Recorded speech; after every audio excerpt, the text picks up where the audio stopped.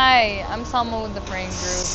Today we're going to be cycling your Morcos ribbon mixer integrated with optional equipment. The voltage is set at 480 volts, 3-phase, and we recommend reading the manual in its entirety before powering on this machine. We will now be demonstrating variable speeds.